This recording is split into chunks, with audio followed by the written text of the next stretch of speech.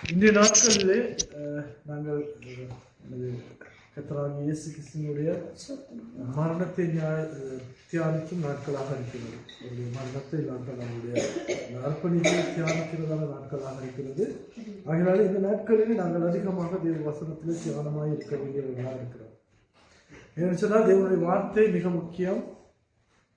இன்று கிறிஸ்தவர்கள் அநேகர் என்ன செய்யப்படுறாங்க, அவங்க பின்மாற்றம் அடைந்து கொண்டிருக்கிறார்கள் அநேகர்.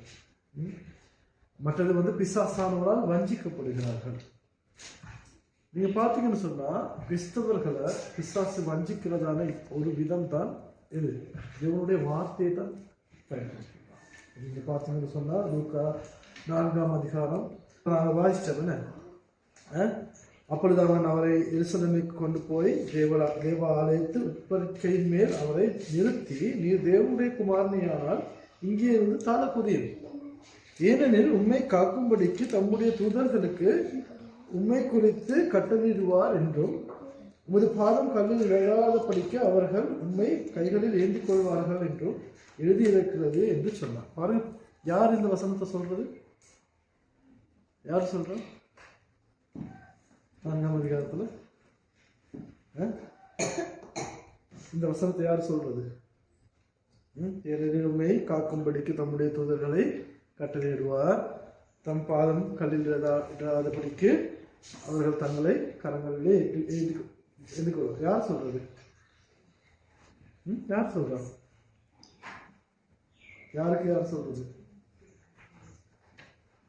பிசாசானவன் இயேசு கிறிஸ்துவுக்கு சொல்றது.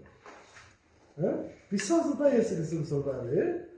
நீங்க பயப்பட வேணாம். இந்த எருசலேம் ஆலயத்துல உட்பருக்கு மேல குதிங்க, ஆண்டவர் என்ன செய்வாரு, தன்னுடைய தூதர்கள் அனுப்பி உங்களை காத்துக்கொள்ளும், கால்கள் கல்லில் இடாதபடிக்கு காத்துக்கொள்வார். யார் சொல்றது? பிசாசு சொல்றது. பாருங்க, பிசாசு இயேசு கிறிஸ்துவ சோதிக்கும் பொழுது எதை கொண்டு சோதிக்கிறாரு? இதனுடைய வார்த்தையை கொண்டு தான் சோதிக்கிறார். இந்த வார்த்தை எங்க இருக்குது? இந்த வசனமானது எங்க இருக்குது? சொல்லுங்க பாப்போம். பைபிள்ல இந்த பிசாசு பாவிக்கிறதான வசனம் எங்க இருந்துச்சு? யாருக்காவது சொல்ல முடியுமா? அவர் தம்முடைய தூதர்களை கட்டளையிடுவார், அவர்கள் தங்களுடைய கரங்களிலே உண்மை ஏந்திக் கொள்வார்கள் என்று சொல்லப்பட்டிருக்கு. அந்த வசனம் எந்த இடத்துல இருக்குது? இப்ப நாங்க சங்கீதம் வாசிச்ச சங்கீதத்துல எந்த இடத்துல இருக்குது பாருங்க. வழிகளெல்லாம் உன்னை காக்கும்படிக்கு உனக்காக தம்முடைய தூதர்களுக்கு கட்டளையிடுவார். 11ஆம் அதிகாரம் 91 வசனம், அதிகாரம் 11வது வசனம் சொல்வது, உன் வழிகள் எல்லாம் உன்னை காக்கும்படிக்கு உனக்காக தம்முடைய தூதர்களுக்கு கட்டளையிடுவார், உன் பாதம் கல்லில் இடராதபடிக்கு அவர்கள் உன்னை தங்கள் கைகளிலே ஏந்திக் கொள்வார்கள்.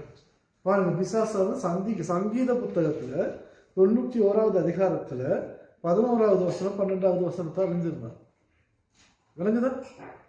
யார் அறிஞ்சிருந்தது? பிசாசு. பிசாசு தேவனுடைய வார்த்தையை கொண்டுதான் இயேசு கிறிஸ்துவானவரை சோதிக்கிறார். விளங்குதா?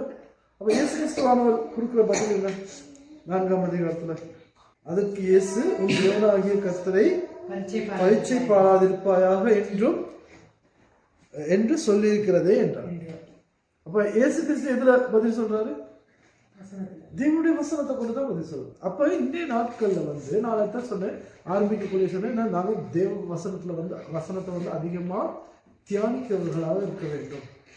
ஏன்னு சொன்னா பிசாசானவன் எங்களுக்கு தெரியும், கெச்சிக்கிற சிங்கத்தை போல என்ன செய்யறானா, வகை தேடி கொண்டிருக்கிறான். என்னத்துக்கு? எவனை விழுங்கலாம் என்று சொல்லி, எவனை வீழ்த்தலாம், எவனை ஆண்டு விட்டு விளக்கலாம், ஆண்டவர் விழுக வைக்கலாம் அப்படின்னு சொல்லி விசுவாசம் பார்த்துட்டு இருக்கிறோம். அப்ப நாங்க என்ன செய்யணும்? இந்த கடைசி காலத்துல தேவனுடைய வசனத்தை அதிகமாக தியானிக்கிறவர்களாக, அவருடைய வசனத்தை கற்றுக்கொள்கிறவர்களாக, அதை புரிந்து கொண்டு அதன்படி உங்களுடைய வாழ்க்கையை நாங்கள் சரிப்படுத்திக் கொள்கிறவர்களாக இருக்க வேண்டும். இல்லாட்டிக்கு பிசாசு அவருடைய வசனத்தை கொண்டுதான் எங்களை தாக்கும். எனக்குதான் அதனால நாங்கள் மிக முக்கியம், நாங்கள் கவனமாக இருக்க வேண்டும். தேவனுடைய வசனம் தான் எங்களை கடைசி காலத்துல உங்களுடைய ஆத்மாவை காக்க போகுது. எனக்குதான் வேறு எதுக்கும் எங்களை காக்க முடியாது. தேவனுடைய வசனம் தான் எங்களை பிசாசினுடைய தந்திரங்கள்ல இருந்து எங்களை நாங்கள் காப்பாற்றிக் கொள்ள வேண்டும் என்று சொன்னா இருக்கிறதான ஒரே விஷயம் தேவனுடைய வசனத்தை வச்சுக்கோங்க.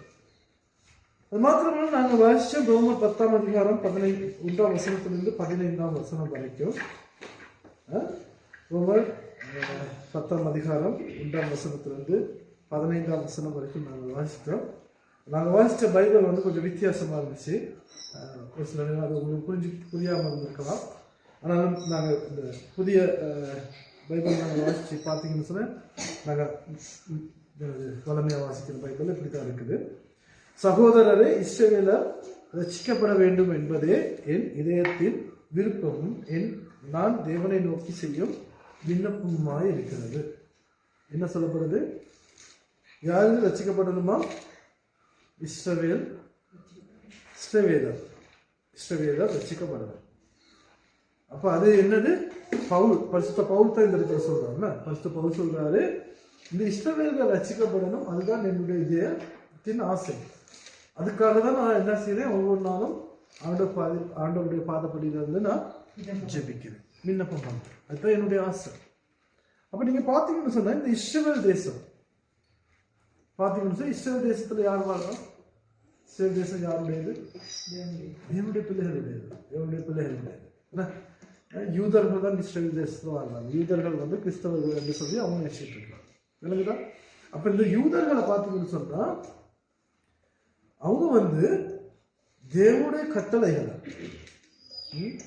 தேவனுடைய நியாயப்பிரமாணத்தை என்னது கைக்கொள்கிறதான ஜனங்கள். நியாயப்பிரமாணத்துல என்ன இருக்கிறதோ அதை அப்படியே செய்யற ஆட்கள் தான் இந்த யூதர்கள். விளங்குதா? அவங்க சின்ன வயசுல இருந்து என்ன செய்வாங்க, இந்த சிறு வயசுல இருந்து இப்ப பாத்தீங்கன்னா மதி இந்த இடத்துல இல்லை. எங்க சர்ச்சில் இருக்கிற ஒரே கிறிஸ்தவ பிள்ளைதான். ஆனா மதி இந்த இடத்துல இல்லை அவனுடைய வசனத்தை கேட்கறதுக்கு. அப்ப அந்த ஜனங்கள் யூதர்கள் பாத்தீங்கன்னு சொன்னா சின்ன வயசுல இருந்து என்ன செய்வாங்கன்னா பைபிளை கற்றுக் கொடுப்பாங்க. தேவ வசனத்தை, பரிசுத்த வசனத்தை, நியாயப்பிரமாணத்தை பிள்ளைகளுக்கு கற்றுக் கொடுப்பாங்க. அவங்க என்ன செய்வாங்கன்னா மனப்பாடப்படுவாங்க தேவ வசனத்தை. விளங்குதா? என்ன சொன்னா அவங்க அந்த என்னது அந்த நியாயப்பிரமாணத்தின்படி நாங்கள் வாழணுன்றத அவங்களுடைய வாழ்க்கையில் இருக்கிறதான ஒரு கொள்கை அவங்க வாழ்றாங்க. இப்போ இஸ்ரவேல் ஜனங்கள் யூதர்களை பார்த்தீங்கன்னு சொன்னா அவங்க நியாயப்பிரமாணத்தின்படி வாழ்கிறதான ஜனங்களாக இருந்தார்கள். விளங்குதா? ஆனாலும் பரிசுத்த பவுல் இந்த இடத்துல என்ன சொல்றாரு, இந்த இஸ்ரவேல் ஜனங்கள் ரட்சிக்கப்பட வேண்டும் என்பதே என்னுடைய இதயத்தில் என்னது விருப்பம், என்னுடைய விண்ணப்பமும் அதுதான். விளங்குதா?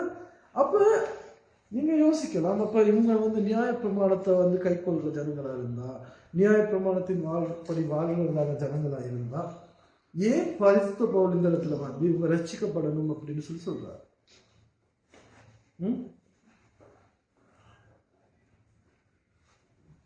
ஏன் அப்படி சொல்றாரு பரிசுத்த பவுல் இந்த இடத்துல?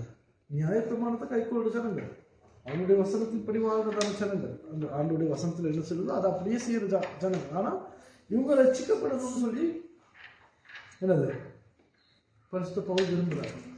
அதற்காக பரிசுத்த பவுல் ஜெபிக்கிறார். அதுக்கு காரணம் என்ன? அது காரணம் தான் நாங்க நியாயப்பிரமாணத்தை கைகொள்வதனால் மாத்திரம் என்ன செய்யப்பட மாட்டோமா, நீதிமான்களாக மாறப்பட மாட்டோம். விளங்குதா? நியாயப்பிரமாணம் கைக்கொள்வது உண்டு, நீதிமான்கள்ன்றது இன்னொன்று. தர்மிஷ்டகம், நீதிமான்கள், நீதி. அப்ப நாங்க நியாயப்பிரமாணத்தை கைக்கொள்வதனால் மாத்திரம் நாங்கள் நீதிமான்களாக்கப்பட மாட்டோம், படுவதில்லை. ஏன்னு சொன்னால் எங்களுக்கு நீதியை தர்றது யாரு? கிறிஸ்து இயேசு. சரியா? அப்ப இயேசு கிறிஸ்துவானவர் தருகிறதான நீதியே ஒருவர் என்னது நீதிமானாக்கப்படுது. இயேசு கிறிஸ்துவானவர் கொடுக்கிறதான நீதியினாலேதான் ஒருவன் நீதிமானாய் மாற்றப்படுகிறார். விளங்குதா? என்ன சொன்னா இஸ்ரவேல் ஜனங்கள் நீங்க பாத்தீங்கன்னு சொன்னா அவங்க நியாயப்பிரமாணத்தை கைக்கொண்டாலும் அவர்கள் தேவனை விட்டு விலகினவர்களாக தான் இருந்தார்கள். அதனாலதான் பரிசுத்த பவுல் இந்த இடத்துல சொல்றாரு, இந்த இஸ்ரவேல் ஜனங்கள், இஸ்ரவேல் என்ன செய்யப்படணுமா, ரட்சிக்கப்படணும். அவங்க கர்த்தரை ஏற்றுக்கொள்ளணும், அவங்க ரட்சிக்கப்படணும். நாங்க லூக்கா எழுதின சுவிசேஷம் 19வது அதிகாரம் 43, 44வது வசனங்களை கொஞ்சம் வாசிச்சு பார்க்கணும். லூக்கா 19ஆம் அதிகாரம் 43, 44 வசனங்கள் யாராவது வாசிக்கணும். 19, 43, 44. உடனே அவர் பார்வையடைந்து 19ஆம் அதிகாரம் 19, 43, 44. உன்னத சந்திக்குளம் காலத்தை நீ அறியாமல் போனபடியால் உன் சத்துருக்கள் உன்னை சூழ மதில் போட்டு உன்னை வளைந்து கொண்டு இப்பக்கத்திலும் உன்னை நெருக்கி உன்னையும் உன்னிலுள்ள உன் பிள்ளைகளையும் தரையாக்கி போட்டு உன்னிடத்தில் ஒரு கல்லின் மேல் ஒரு கல் இல்லாதபடிக்கு செவி நாட்கள் உனக்கு வரும் என்றார். இது யாரை பற்றி சொல்லப்படுது? இஸ்ரேல் ஜனங்களை பற்றி சொல்லப்படுது. என்ன சொல்லப்படுது? உன்னை சந்திக்கும் காலத்தை நீ அறியாமல் போனபடியால். விளங்குதா? உன் சத்துருக்கள் உன்னை சூழ மதில் போட்டு உன்னை வளைந்து கொண்டு எப்பக்கத்திலும் உன்னை நெருக்கி உன்னையும் உன்னுள்ள உன் பிள்ளைகளையும் தரையாக்கி போடும் உள்ளத்தில் ஒரு கல்லின் மேல் ஒரு கல்லில்லாதபடிக்கு செய்யும் நாட்கள் உனக்கு வரும் என்றார். இப்ப இந்த நாட்கள் எடுத்து பாருங்க.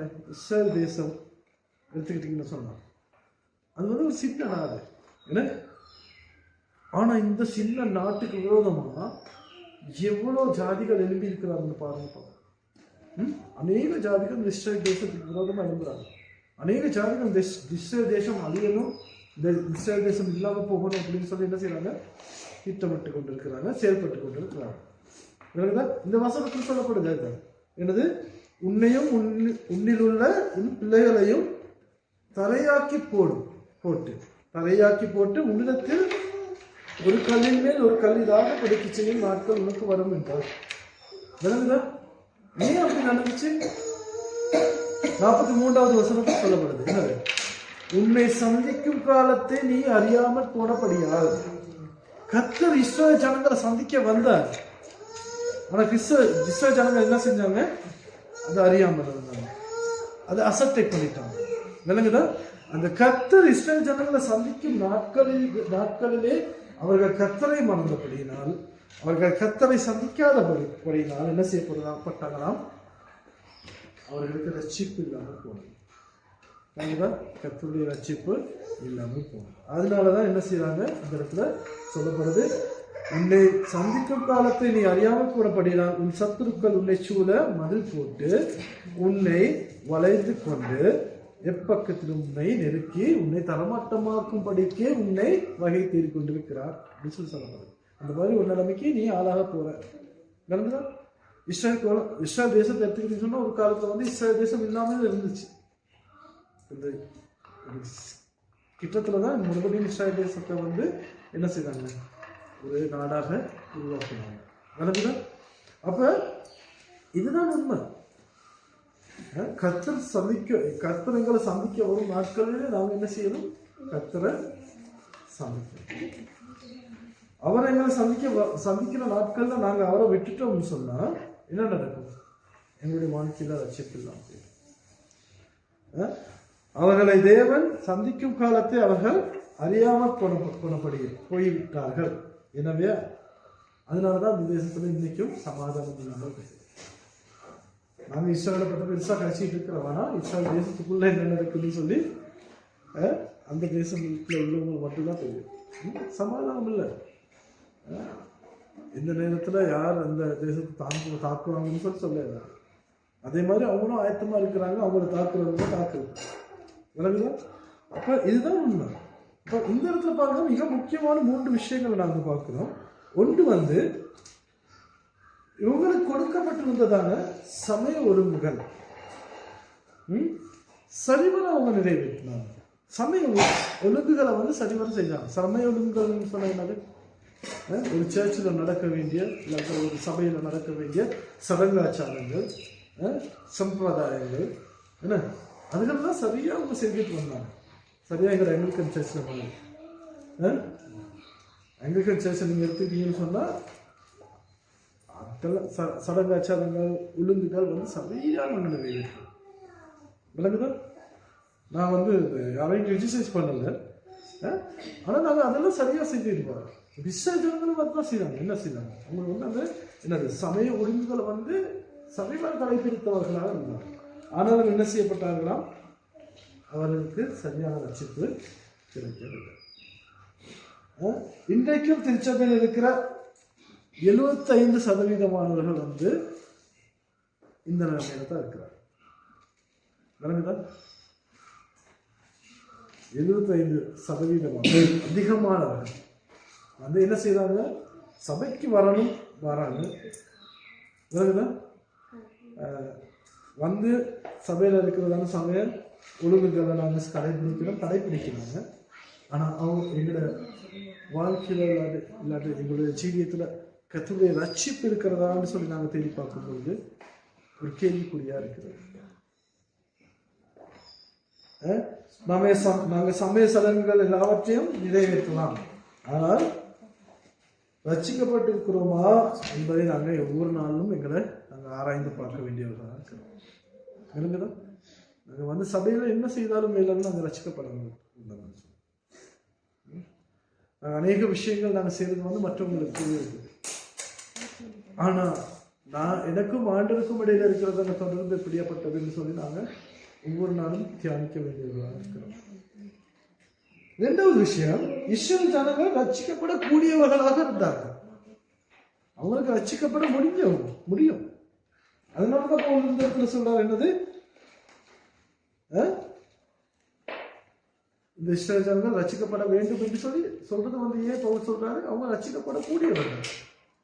அவங்க ரட்சிக்கப்பட வைக்கலாம், கொஞ்சம் கஷ்டம், ஆனால் ரட்சிக்கப்பட வைக்கலாம். அதனாலதான் அந்த இடத்துல பவுல் சொல்றாரு, இஸ்ரவேல் ஜனங்கள் ரட்சிக்கப்பட வேண்டும் என்று சொல்றாரு. மற்றது வந்து மூன்றாவது விஷயம் வந்து,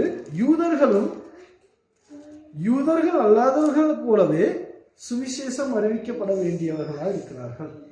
நான் சொல்றது விளங்குச்சா? யூதர்கள் சொல்றது யாரு? சத்தியத்தை தெரியும்னு சொல்லி நினைச்சுக்கிட்டு இருக்கிறவங்க. விளங்குதா? அவர்களுக்கும் யூதர்கள் அல்லாதவர்களுக்கு நாங்க எப்படி சுவிசேஷம் சொல்றோமோ, எப்படி நற்செய்தி அறிவிக்கிறோமோ, அதே மாதிரி நற்செய்தி சுவிசேஷம் அறிவிக்கப்பட வேண்டியவர்களா இருக்கிறார்கள். நாங்க யாராக இருந்தாலும், சமுதாயத்துல வந்து நாங்க எவ்வளவு உயர்ந்தவர்களா இருந்தாலும், எங்களுடைய நற்கிரியைகளோ இல்லாட்டி எங்களுடைய திருச்சபைக்கோ எங்கள் சமூக நிலைமைக்கோ எந்த விதத்திலும் எங்களுக்கு ரட்சிப்புல வந்து உதவி செய்ய முடியாது. விளங்குதா? ரட்சிப்புன்ற அந்த வார்த்தையை எடுத்து பாவிச்சு பார்த்தோம்னு சொன்னா, நாங்கள் சமுதாயத்துல வந்து எந்த பெரிய பெரிய ஆட்களா இருக்கலாம், உயர்ந்தவர்களா இருக்கலாம், நாங்கள் படிச்சவங்களா இருக்கலாம், சபையில வந்து மூப்பர்களா இருக்கலாம், சபையில வந்து ஊழியம் செய்கிறவங்களா இருக்கலாம், எல்லாமே செய்கிறவங்களா இருக்கலாம். ஆனா எங்களை அந்த கிரியைகளாலே எங்களை ரட்சிக்கப்பட வைக்க முடியாது. கிரியைகள் எங்களை ரட்சிக்கப்பட வைக்காது. வேறுதா? கிறிஸ்து இல்லாத ஒருவராக இருப்போம் என்று சொன்னால் நித்திய ஜீவனை நாங்கள் வந்துடுறோம். அப்ப நாங்க ரட்சிக்கப்படணும்னு சொன்னா என்ன நடக்கணும்? கிறிஸ்து இயேசு எங்களுக்குள்ள இருந்தாதான் நாங்க ரட்சிக்கணும். விளங்குதா? கிறிஸ்துவினிடத்துல ஒருவர் வருவதே அல்லாமல் ஒரு நபர் வந்து கிறிஸ்து இயேசுவோடு இருக்காவிட்டால் அவர் ரட்சிக்கப்பட்டவர்னு சொல்ல முடியாது எங்களுக்கு. விளங்குதா? அப்ப ரோமர் 10:2 சொல்லுது இப்படி, தேவனை பற்றி நாங்கள் வாசிப்போமா? ரோமர் 10:2.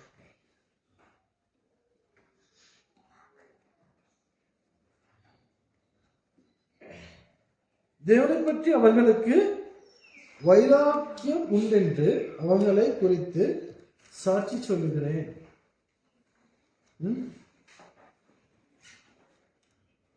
இந்த சபையை முன்னுக்கு முதற்காலத்தில் எப்படி இருந்துச்சுன்னு உங்களுக்கு தெரியுங்க. அநேக ஜனங்கள் இருந்தாங்க. ஆனா இன்றைக்கு வந்து நிறைய பேர் இந்த இடத்துல இல்லை, விட்டுட்டு போயிட்டாங்க. ஆனா இந்த இடத்துல இருக்கிற நீங்க கொஞ்சம் யோசிச்சு பாருங்க, ஏன் இந்த இடத்துல இன்னைக்கும் இருக்கிறீங்க? ஏன் இந்த சபையில் நான் இருக்கணும்னு சொல்லி நினைக்கிறீங்க? நாங்கள் வைராக்கியமாக இருக்கணும், இது எங்களை சபை, நாங்கள் இதில் தான் இருக்கணும். இருக்குமா இல்லையா? ஜனங்கள் அப்படிதான் வைராக்கியமானவங்க. அதனால தான் அவங்க என்ன செய்கிறாங்க, அந்த சபை இந்த நியாயப்பிரமாணத்தை நியாயப்பிரமாணத்தில் இருக்கிறபடியே கடைபிடிப்பாங்க, வைராக்கியமான. அதனால தான் இந்த இடத்துல சொல்லப்படுது என்னது, தேவனை பற்றி அவர்களுக்கு வைராக்கியம் உண்டென்று அவர்களுக்கு குறித்து சாட்சி சொல்லுகிறேன். பவுல் சாட்சி சொல்றார், யூதர்களுக்கு என்னது, தேவனை குறித்ததான வைராக்கியம் இருக்கிறது. ஆகினும் அது அறிவுக்கேற்ற வைராக்கியம் அல்ல. அறிவுக்கேற்ற வைராக்கியம் சொன்னா என்ன? அறிவுக்கேற்ற வைராக்கியம் சொன்னா என்ன?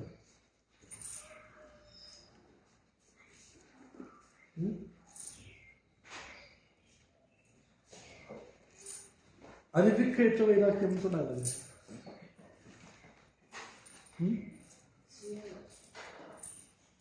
நாங்க எதை செய்யறோம்ன்றத ஏன் செய்யறோம்ன்றதான தெளிவோட செய்யணும். நாங்க செய்யற விடயத்தை நாங்க ஏன் இதை செய்யறோம்ன்றதான தெளிவோட நாங்க செய்யறோம். அதுதான் அறிவுக்கேற்ற வைராக்கியம். இன்றைக்கு நாங்க அநேகர் நாங்க பார்த்தீங்கன்னு சொன்னா சபைகளை இப்போ இன்னைக்கு நானும் அன்றும் வரக்குள்ள கழிச்சு போகணும் ஒரு சில விஷயங்கள். ஏன்னா சபையில் ஒரு சில விஷயங்கள் இப்போ சாமல் புதிர்கிழமை பார்த்தீங்கன்னு சொன்னால் நாங்கள் அன்றைக்கு என்ன செய்கிறோம், போன வருஷம் கொடுத்ததான குறுக்கோடு இங்கே கொண்டாந்து அதை எரித்து அந்த சாம்பலில் நாங்கள் என்ன செய்கிறோம், எங்களை நெத்திகள்லாம் புதுசு கொடுக்குறோம். என்ன ஏன் நாங்கள் செய்கிறோம், ஏன் அதை நாங்கள் செய்கிறோம்? ஒரு சிலர் அது என்னது, அதனால ஒரு சடங்காச்சாரமாக செய்துட்டு இருக்கிறாங்க. ஆனால் அது ஒரு அர்த்தம் இருக்குது. ஏன் நாங்கள் இதை செய்யறோம்ன்றதுக்கான ஒரு என்னது விளக்கம் இருக்குது தெரியும். அப்போ அந்த நாங்கள் செய்யறதான விடயத்தை நாங்கள் ஏன் செய்யறோன்றதான தெளிவோட கூட செய்யணும். அதுதான் என்னது இந்த இடத்துல சொல்லப்படுகிறதான இந்த அறிவுக்கேற்ற வைராக்கியம் என்று சொல்லுவோம். விளங்குதா?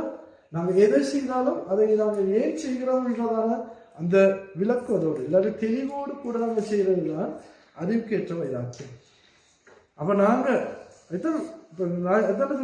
நாங்கள் எதை செய்தாலும் மேல எங்களுடைய கிரியைகள் எங்களை ரசிக்கப்பட வைக்காது. எங்களை ரசிக்கப்பட வைக்கிறது என்னது, இந்த அறிவுக்கேற்ற வைராக்கியம் தான் எங்களை அறிவு. நாங்கள் இயேசு கிறிஸ்து யார் என்று சொல்லி அறிந்து அவரை விசுவாசித்து அவர் மரித்தோரிலிருந்து உயிர்த்தெழுந்தார்ன்ற அந்த விடயத்தை விசுவாசித்து அதை நாங்கள் அறிக்கை செய்தோம் என்று சொன்னாதான் என்ன செய்யப்படுவோம், ரசிக்கப்படுவோம் சொல்லி வசனம் சொல்லப்படுவோம். அப்போ நாங்கள் என்னத்தை செய்யறோம்ன்றத தெளிவோடு கூட நாங்கள் செய்யணும். அது என்ன ஆண்டவரிடத்துல எப்படி கிட்டி சேர்க்குது, இல்லை ஆண்டவருக்கும் இடையில இருக்கிறதான தொடர்பை மேம்படுத்திக் கொள்வதற்கு இது எனக்கு எப்படி உதவியா இருக்கும் என்றதான அந்த தெளிவோடு கூட நாங்கள் செய்யறதான விஷயங்களை செய்ய வேண்டும். விளங்குதா? இது மிக முக்கியம். இப்ப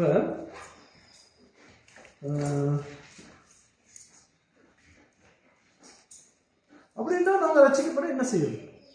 உங்ககிட்ட கேள்வி கேட்டோம், நீங்க என்ன சொல்லுங்க? நாங்கள் இஸ்ரேல் ஜனங்கள் ரசிக்க நான் இஸ்ரேல் ஜனங்களை பற்றி பேசிட்டு இருக்கேன். இந்த இஸ்ரேல் ஜனங்கள் ரசிக்கப்படணும்னு சொன்னா என்ன செய்யணும்? நாங்கள் ரசிக்கப்படணும்னு சொன்னா என்ன செய்யணும்னு சொன்னா நாங்கள் அந்த கர்த்தருடைய நீதியை தரித்துக் கொள்ள வேண்டும். அப்ப நாங்கள் கர்த்தருடைய நீதியை தரித்துக் கொள்ளணும்னு சொன்னா நாங்கள் என்ன செய்யலாம்? ரட்சிப்பானது நீங்க எங்க இருக்கிறீங்க, எந்த நிலைமையில இருக்கிறீங்க, என்ன செய்துட்டு இருக்கிறீங்கன்றது அது காரணமே கிடையாது. நீங்க இந்த இடத்துல இப்ப உங்களுக்கு ரட்சிப்பு பெற முடியும். விளங்குதா? அது என்னது, நாங்க ரட்சிக்கப்பட ஆயத்தமா இருக்கணும், இந்த இடத்துல தான் ரட்சிப்பு கிடைக்கும் அப்படின்றதான ஒரு இது கிடையாது. நாங்க எந்த இடத்துல இருக்கிறோமோ, எந்த நிலைமையில இருக்கிறோமோ, இப்படி இருக்கிறோமோ அந்த இடத்துல அந்த ரட்சிக்கப்படுவதாக இருக்கிறோம். ஆனா நாங்க செய்ய வேண்டிய ஒரே விஷயம் என்னது, ரோமர் 10ஆம் அதிகாரம் 9-10 வசனங்களை கொஞ்சம் வாசித்து பார்ப்போம். ரோமர் 10ஆம் அதிகாரம் 9ஆம் வசனம் 10ஆம் வசனங்கள் 9-10 அதுல சொல்லுது நாங்க ரட்சிக்கப்படணும்னு சொன்னா என்ன செய்யணும்னு சொல்லப்படுது.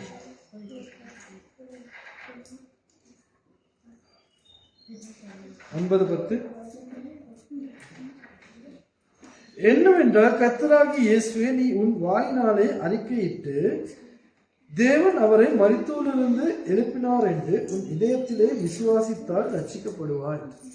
விளங்குதா? முதல்ல என்ன செய்யணும்? ஏனென்றால் கர்த்தராகிய இயேசுவே நீ உன் வாயினாலே அறிக்கை செய்து, வாயினாலே அறிக்கை செய்வது மாத்திரம் அல்ல. விளங்குதா?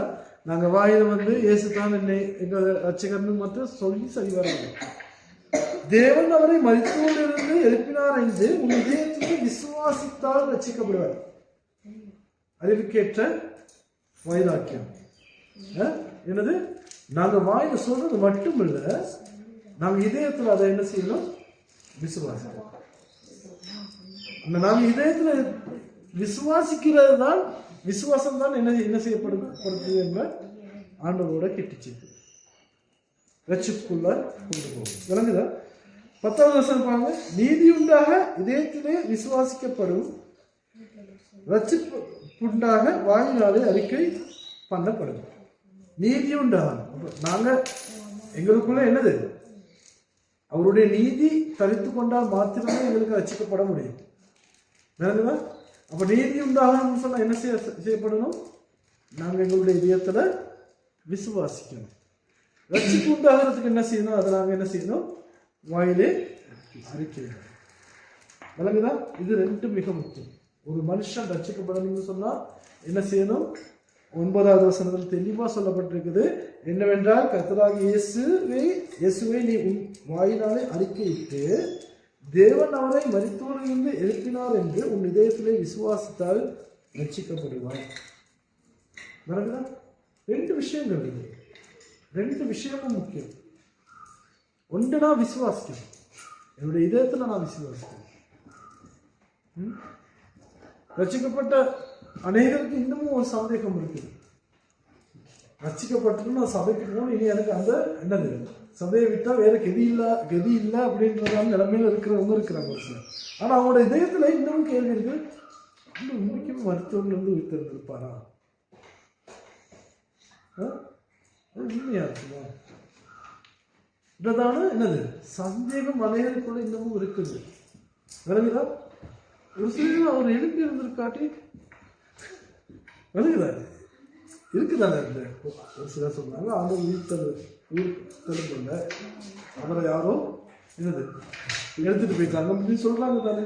அப்படியா இருந்ததுதான் நான் விசுவாசிக்கிறது பிள்ளை தானே. அவரே இன்னமும் ஆட்டம். ஆனா நாங்கள் விசுவாசித்தால் மாத்திரம் என்ன செய்ய முடியும்? ரட்சிக்கணும். நாங்கள் விசுவாசிக்கணும், அந்த வாயில அறிக்கணும். விசுவாசிக்கிறதுக்கு நாங்க என்ன செய்யணும்? எங்களுக்குள்ள அதை விசுவாசிக்கணும்னு சொன்னா என்ன செய்யணும்? நாங்க தேவனுடைய வசனத்தை நன்றாக ஆராய்ந்து அறிந்து நாங்கள் புரிந்து கொண்டுதான் விசுவாசத்துக்குள்ள வரணும். தேவனுடைய வசனத்தை வாசிக்க வாசிக்க வாசிக்க வாசிக்கத்தான் தேவனை பற்றி நாங்க அதிகமா அறிந்து கொள்வோம். அறிந்து கொள்ளதான் என்ன செய்யப்படும்? எங்களுக்குள்ள அவர் குறித்ததான விசுவாசம் அதிகாரம். அந்த விசுவாசம் அதிகாரத்தால் மாத்திரம்தான் கான்பிடண்டா எனக்கு இன்னொருத்தர்கிட்ட போயிட்டு சொல்ல முடியும், என்னுடைய இயேசு கிறிஸ்து ஜீவன் உள்ளவர், அவர் மருத்துவத்திலிருந்து எழுப்பினார். அந்த விசுவாசம் இல்லாட்டி எங்களுக்கு சொல்ல முடியுமோ? அந்த கான்பிடன்ட், அந்த உறுதி எனக்குள்ள இல்லாட்டி எனக்கு இன்னொருத்தர்கிட்ட சொல்ல முடியுமோ? சொல்ல முடியாது. அப்ப ஃபர்ஸ்ட் எனக்குள்ள ஒரு உறுதி வரணும். இயேசு கிறிஸ்து இந்த உலகத்துக்கு வந்தார், இந்த உலகத்துக்கு வந்து எனக்காக பாடுபட்டார், எனக்காக மரித்தது மாத்திரமல்ல 3வது நாள் மறுபடியும் உயிர்த்தெழுந்தார், இன்று எங்களோடு கூட ஜீவன் உள்ளவராக இருக்கிறார். அந்த விசுவாசம் ஃபர்ஸ்ட், அந்த உறுதி ஃபர்ஸ்ட் எனக்கு வேணும். அந்த உறுதி வரணும்னு சொன்னா என்ன செய்யணும்? நான் ஆண்டவருக்குள்ளான ஒரு அனுபவம் எனக்குள்ள வரணும். ஆண்டவரோடு இருக்கிறதான ஒரு அனுபவம் எனக்குதான். ஆண்டவர் என்னோடு இருக்கிறான்றதை நான் உணரணும். இன்னொரு சொன்னா என்ன செய்யணும்? நான் ஆண்டவரோடு இருக்கணும்.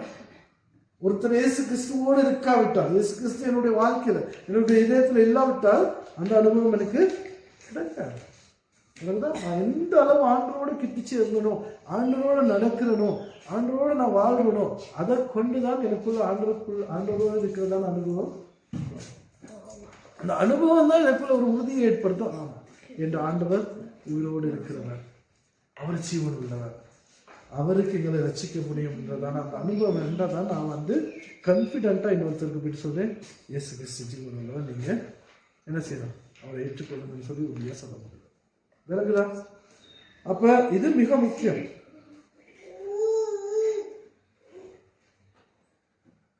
இந்த இடத்துல பாருங்க, வாயின் வார்த்தைகளும் என்னது, இப்போ நாங்கள் வாயினாலே அறிக்கையிட்டோம் தானே, வாயினாலே அறிக்கையிட்டோம்னு சொன்னா என்னது, நான் என்னுடைய வாயின் வார்த்தைகளும் வாழ்க்கையும் ஒன்று போல் இருக்க வேண்டும். நான் சொல்றது, நான் என் வாயில என்னத்தை அறிக்கையிடணும், அந்த அறிக்கையிடுற விஷயம் என்னுடைய வாழ்க்கையா இருக்கணும். என்னுடைய வாழ்க்கையும் என்னுடைய வாயிலிருந்து புறப்படுகிற அந்த வார்த்தையும் ஒன்றாக இருக்கணும். நான் வாழ்றதான் நான் என்னுடைய வாழ்க்கையில நான் மற்றவங்களுக்கு சொல்லுவேன். விளங்குதான்? ஆனால் இன்றைக்கு வந்து என்ன நினைச்சிடும், நாங்கள் வாய் ஒன்று பேசுவோம், வாய் ஒன்று பேசுவோம், ஆனால் மனசுல இன்னொன்று.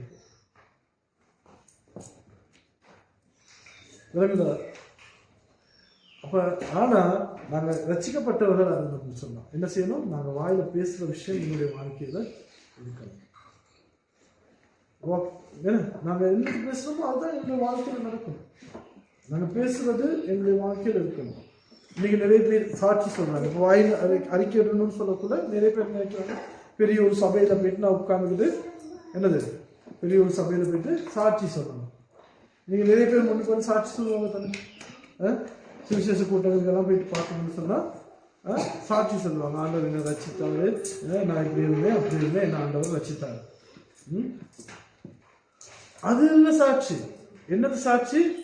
அந்த வாயில சொல்றதான வார்த்தை வந்து என்னுடைய வாழ்க்கையில நன்மையா இருக்குதா, அவருடைய அந்த ரட்சிப்பு எனக்குள்ள மற்றவங்களுக்கு வெளிப்படணும். கர்த்தர் என்ன ரட்சித்திருக்கா, நான் என்னுடைய வாழ்க்கை மாறப்பட்டிருக்குது, அதுக்கு என்ன செய்யப்படணுமா, மற்றவங்களுக்கு தெரிய இருக்கு, மற்றவங்களுக்கு விளங்கணும். என்னுடைய வாழ்க்கையும் வார்த்தையும் ஒன்றாக இருக்க வேண்டும். நாங்கள் நிறைய பேர் வந்து என்ன செய்யறோம், ஆண்டவருக்கு ஊழியம் செய்யணும், வார்த்தையானதை ஊழியம் செய்யணும். நாங்கள் எந்த அளவு உள்ளத்துல நாங்கள் ஊழியம் செய்யணுன்றதான் இந்த இடத்துல முக்கியம்.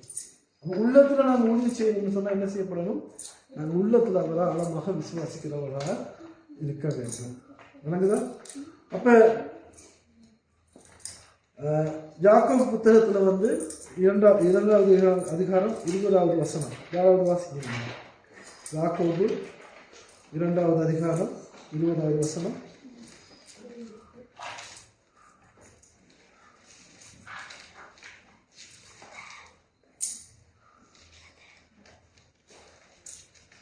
யாக்கோபு 2ஆம் அதிகாரம் 20வது வசனம். பைபிளை பற்றி வாசிக்க பழகணும்.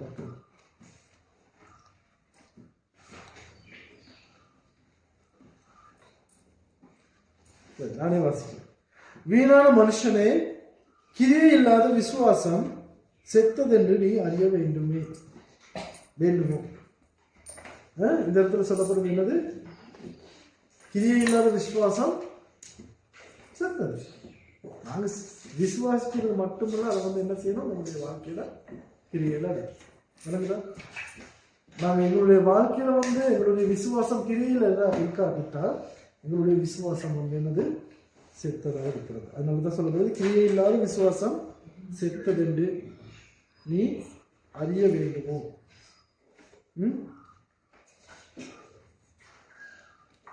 அப்ப சுவிசேஷம் வாயில அறிக்கையிடுறது அதுதான் சுவிசேஷம்.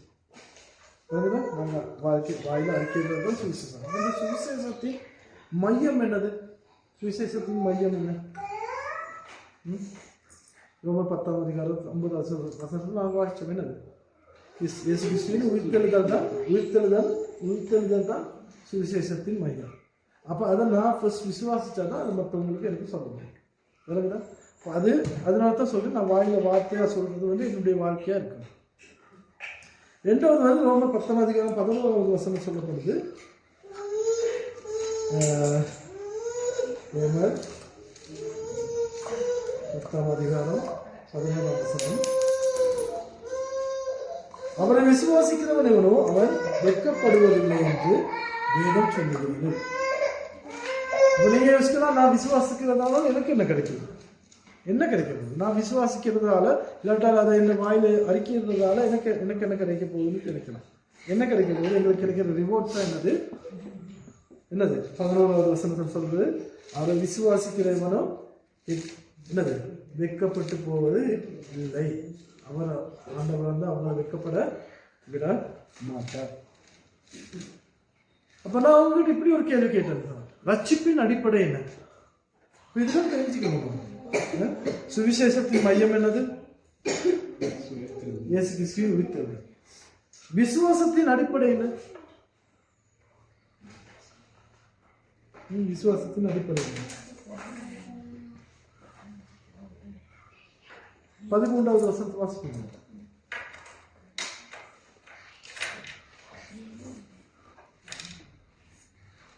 ஆதலால் கர்த்தருடைய நாமத்தை தொழுது கொள்கிற எவனும் ரட்சிக்கப்படுவான்.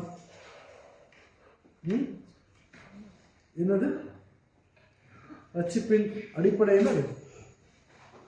கர்த்தரை தொழுது கொள்கிற எத்தனை பேர்களோ அத்தனை பேர்களும் ரட்சிக்கப்படுவார். ஆதலால் கர்த்தருடைய நாமத்தை தொழுது கொள்கிற எவனும் ரட்சிக்கப்படுவான்.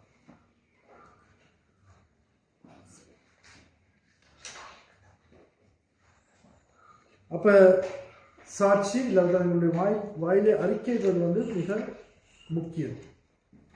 அதுதான் சுவிசேஷம். அப்ப பாருங்க 15வது வசனம் சொல்லப்படுகிறது, அனுப்பாவிட்டால் எப்படி பிரசங்கிப்பார்கள்? சமாதானத்தை கூறி நற்காரியங்களை சுவிசேஷமாய் அறிவிக்கிறவர்களுடைய பாதங்கள் எவ்வளவு அழகானவைகள் என்று எழுதியிருக்கிறது. விளங்குதா? நாங்கள் விசுவாசிக்கிறத வந்து நாங்கள் வாயில் அறிக்கிறோம். அறிக்கிறதுனால இன்னொருத்தர் வந்து ஆண்டவர் யார் என்று சொல்லி அறிஞ்சுக்கிறோம். அப்போ அதுதான் நற்செய்தி. இல்லாட்டி நாங்கள் வந்து என்னது நற்செய்தின்றது வந்து நாங்கள் என்னது கஷ்டப்பட்டு செய்ய வேண்டிய வேலை கிடையாது. ஆனால் கஷ்டப்பட்டு எங்களை மாற்றி கொண்டு செய்ய வேண்டிய வேலை. விளங்குதா?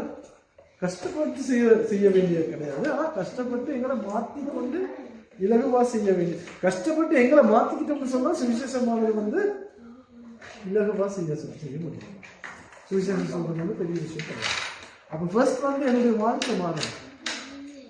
என்னுடைய வாழ்க்கையில் வந்து இயேசு கிறிஸ்துவானோட நான் விசுவாசிக்கிறேன். சொல்லுவேன் விசுவாசிச்சா வந்து மற்றவங்க சுவிசேஷம் சொல்ல தேவையில்லை. எங்களை பார்க்குறவங்க வந்து என்னது இயேசு கிறிஸ்துவா இதுதான் மிக முக்கியம். அப்ப சுவிசேஷ கூறுவது வந்து என்னது வெட்கப்பட வேண்டிய விஷயம் கிடையாது. இன்னைக்கு வந்து நிறைய பேர் சுவிசேஷம் சொல்றதுக்கு வெட்கப்படுவாங்க, பயப்படுவாங்க. ஐயோ நான் சொல்லிட்டா யார் சரிதான் நினைப்பவங்களுக்கு தெரியாது, ஏற்றுக்கொள்ள மாட்டாங்களோ தெரியாது, கொள்றாங்களா ஏற்றுக்கொள்ள மாட்டாங்கிறது வந்து எங்களுடைய என்னது எங்களுக்கு பிரச்சனையா இருக்க தேவையில்லை. சுவிசேஷம் சொல்ல வேண்டியது எங்களுடைய பொறுப்பு. விளக்குதா? சுவிசேஷம் சொல்ல வேண்டியது எங்களுடைய பொறுப்பு. அவங்க ஏற்றுக்கொள்றாங்களோ இல்லையோ அது எங்களுக்கு தெரியும். நாங்கள் விதைக்கிறத மட்டும்தான் சரி, அறுக்கிறது யாரு? அவரை. அப்போ நாங்கள் இயேசு கிறிஸ்துவ மற்றவங்களுக்கு இயேசு கிறிஸ்துவை பற்றி சொல்றது எங்களுடைய பொறுப்பாக இருக்குது. அது எங்களுடைய வாழ்க்கையில் இருக்கிறது தான் மிகப்பெரிய பொறுப்பாக நாங்கள் அதை எடுத்துக்கொள்ள வேண்டும். என்னன்னு சொன்னால் அதுதான் எங்களை என்னது அப்படி செய்கிறவர்களை வந்து என்ன செய்கிறாராம் ஆண்டவர் ஒருபோதும் வெட்கப்பட விடமாட்டார். அவர் வந்து ஒருபோதும் எங்களை வெட்கப்பட விடமாட்டார். அப்போ நாங்கள் இந்த நாளிலே இதில் நாங்கள் மிக முக்கியமாக நாங்கள் சிந்திக்க வேண்டிய ஒரு சில விஷயங்கள் நாங்கள் விருப்பப்படுறோம். ரட்சிக்கப்பட்டவர்களுக்கும் என்னது சுவிசேஷம் ரட்சிக்கப்பட்டவர்கள் கிடையாது. என்னது யூதர்களுக்கும் சுவிசேஷம் தேவை. அப்ப இன்னைக்கு வந்து எங்களுடைய சபைகள் இருக்கிறவங்களும் ஒரு சில நேரம் சரியான விதத்துல இயேசு கிறிஸ்துவ அறியாமல் இருக்கிறாங்க. அப்ப நாங்க என்ன செய்யணும்? யூதர்கள் அவங்க வந்து என்னது நியாயப்பிரமாணத்தை கைக்கொள்றாங்க. சபை கட்டுப்பாடுகளை சமய வழிபாடுகளை சரியா செய்யறாங்க. ஆனா சரியான ரட்சிப்புக்குள் இல்லை. அதனால என்ன செய்யும்? யூதர்களுக்கும் யூதர்கள் அல்லாதவர்களுக்கு போலவே சுவிசேஷம் அறிவிக்கப்பட வேண்டும். அதனால தான் நாங்கள் ஒவ்வொரு நாளும் இப்படி நாங்கள் என்னது வேத வசனங்களை உங்களுக்கு கற்றுக் கொடுத்து நாங்கள் தேவ வசனத்தை போதித்து உங்களுக்கு என்னது தேவ வசனத்தை ஆராயறதுக்கு தியானிக்கிறதுக்கு நாங்கள் உங்களுக்கு உதவி செய்வோம். அதனால நாங்கள் எங்களை நாங்கள் கொஞ்சம் யோசிப்போம். என்னுடைய வாழ்க்கையும் வார்த்தையும் ஒன்றாக இருக்கிறதா? என்னுடைய வாழ்க்கையும் நான் பேசுகிறதான வார்த்தையும் ஒன்றாக இருக்கிறதா? நான் பேசுறது தான் என்னுடைய வாழ்க்கையில் இருக்கிறதா? நான் வாழ்றது தான் நான் பேசுகிறேன்னா? இது மிக முக்கியம். அப்போ கிறிஸ்தவனாக இருந்தால், நான் ரட்சிக்கப்பட்டவனாக இருந்தால் என்ன செய்யப்படணும்? நான் பேசுகிறதான வார்த்தையில் இயேசு கிறிஸ்துவானவர் வெளிப்படணும். இயேசு கிறிஸ்துவானவர் வெளிப்படணும். என்னுடைய நடத்தையில் இயேசு கிறிஸ்துவானவர் வெளிப்படணும். இது ரெண்டும் நடக்கும். அதனால இந்த காலையில் நாங்கள் ஒரு சில நேரம் நாங்கள் எழுந்து நிற்க போகிறோம். எழுந்து நின்று நாங்களுடைய கர்த்தருடைய கருத்துக்கு நாங்கள் எங்களை ஒப்புக் கொடுப்போம். நான் சொன்னேன் 25% கிறிஸ்தவர்கள் வந்து இன்னும் என்னது ரட்சிப்புன்னு சொன்னால் என்னன்னு சொல்லி இன்னும் தெரியாமல் இருக்கிறாங்க. அப்போ நாங்கள் யோசிப்போம், நாங்கள் யாரும் எழுந்து நின்று ஒரு சில நாங்கள் யோசிப்போம், இந்த 2 குழுவில் நான் எந்த குழுவில் இருக்கேன்? நான் 125% இருக்கிறேன்னா 75% இருக்கிறேன்னா? நான் ரட்சிப்புன்னு சொன்னால் என்னன்னு சொல்லி சரியாக அறிந்திருக்கிறேனா? நான் கிறிஸ்தவ வாழ்க்கை வந்து என்னது? நாங்கள் வாசித்த ஒரு வார்த்தை என்னது? வைராக்கியத்தை பற்றி வாசித்தோம். என்னது? அறிவுக்கேற்ற வைராக்கியம் எனக்குள்ள இருக்கிறதா? எனக்கு நான் ஆண்டவருக்காக என் உயிரையே கொடுப்பேன். நாங்கள் வார்த்தைன்னு சொல்லுவோம். ஆனால் அந்த உயிரை கொடுக்குற அளவுக்கு ஆண்டவர் நேசிக்கத்தக்கதான ஒரு என்னது தெளிவு இல்லை? கிறிஸ்தவ வாழ்க்கைன்னு சொன்னால் இதுதான், இயேசு கிறிஸ்துன்னு சொன்னால் இவர் தான், அவருடைய என்னது, அவர் மரணத்துல இருந்து உயிர்த்தெழுந்தார், அவர் ஜீவன் உள்ளவராக இருக்கிறார். அந்த அனுபவம் எனக்குள்ள எந்த அளவுக்கு இருக்கிறது தான் மிகவும். அதனால நாம் யோசிப்போம், நான் வந்து கிறிஸ்தவனாக இருக்கிறேன், நான் சரியான ரட்சிக்கப்பட்டவனாக இருக்கிறேன். நான் யாரும் இந்த இடத்துல வந்து கிரிட்டிசைஸ் பண்ணலை, யாரும் இதை பற்றி நான் எனது குத்தி பேசணும்னு நினைக்கிறேன்னா, இன்னைக்கு வார்த்தையில் இருக்கிறது, இன்னைக்கு பகிர்ந்து கொள்ள வேண்டிய வார்த்தை இது. அந்த வார்த்தையை நான் பகிர்ந்து கொள்கிறேன். நான் பேசல, நான் விசுவாசிக்கிறேன், ஆண்டவர்களுக்குள்ள வந்து பேசுகிறேன்னு சொல்லி. அதனால நாங்கள் ஒரு சில நேரம் நாங்கள் யோசிப்போம், நான் எந்த குழுவில் இருக்கிறேன்? அந்த 25% குழுவில் இருக்கிறேன்னா, இல்லாட்டி சபைக்கு வாரது வந்து ஒரு எனது சமய வழிபாடு, ஒரு எனது சம்பிரதாயம், அது வரணும், அதுக்காக நான் சபைக்கு வாழணும். இல்லாவிட்டால் தேவனை உண்மையாக நேசித்து ரட்சிப்புன்னு சொன்னால் என்னன்னு சொல்லி சரியான அறிந்து ஆண்டவர் சரியான விசுவாசித்து நான் இந்த இடத்துக்கு வரணும். நாங்கள் இருக்கிற நிலைமையிலே நாங்கள் கர்த்தருக்கு எங்களை ஒப்புக் கொடுப்போம். அவர் எல்லோரையும் ஒரே அளவில் நேசிக்கிறார். ஆண்டவருக்கு மட்டும்தான் அதை செய்யணும். எல்லாரையும் நேசிக்கிறதுக்கு எந்த நிலைமையில இருந்தாலும் எல்லாரையும் நேசிக்கிறதுக்கு ஆண்டவருக்கு மட்டும்தான். அதனால நாங்கள் இந்த காலையில் நாங்கள் எங்களை நாங்கள் கர்த்தருக்கு நாங்கள் ஒப்புக் கொடுப்போம்.